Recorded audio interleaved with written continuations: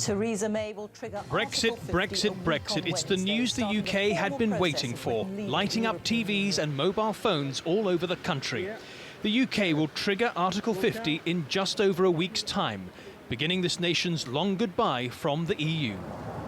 Prime Minister Theresa May's next step is to write the most important letter of her political life, officially notifying the 27 other leaders of the EU that it's over. Right now, she's visiting Wales to reassure them their voice will be heard in negotiations with the EU.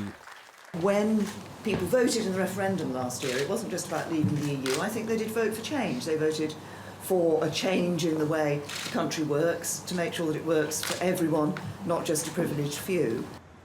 On the other side of this divorce, we have the EU, which wants to make sure other members know that leaving isn't cheap and it isn't easy.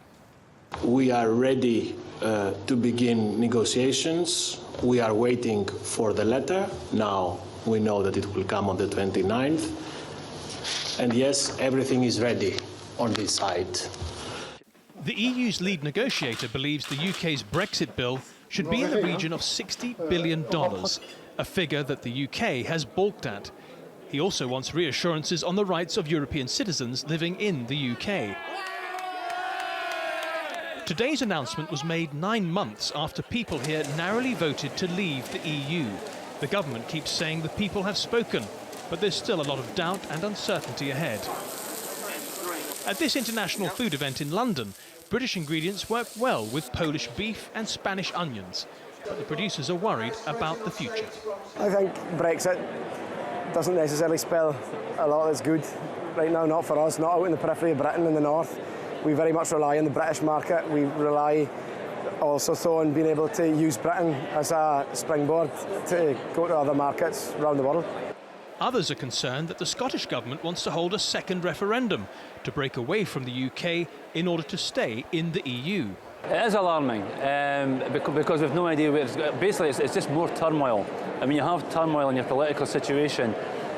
When people are uncertain, people don't spend. They always wait to see. So between another referendum and Brexit, we're really between a rock and a hard place at the minute because nobody knows how it's going to pan out. Well, if all goes to plan, negotiations should take no longer than 2 years. The government here, of course, is hoping for a good deal, but there are no guarantees. Either way, though, by March 2019, the UK should be out of the European Union. The clock is ticking. Matthew Moore, TRT World, London. And joining me now from Kingston University in the UK is economics professor Steve Keen. Steve, thank you ever so much for joining us here on Money Talks. Let's start with the negotiations that are going to get underway from March the 29th. How tough are these negotiations going to be for the UK government over the next 2 years? Well, it comes down to how the European Union itself behaves in the whole process, because if you looked at how they behave over Greece, Spain and Portugal, they were behaving almost like medieval torturers, making the conditions worse each time than the negotiating team expected to be facing. And, of course, the weapon they had there was that neither Greece nor Spain nor Portugal had their own currency and therefore couldn't control their own spending and really had to concede whatever the European Union wanted, or face having to leave and start its own currency right from scratch. England doesn't have that problem.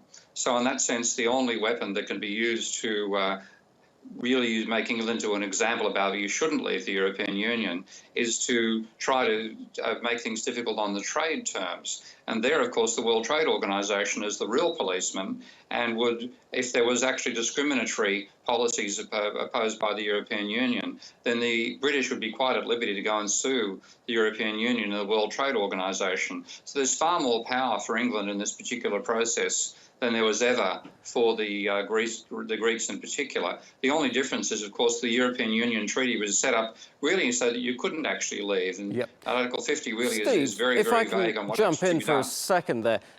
Now, you actually voted for Brexit.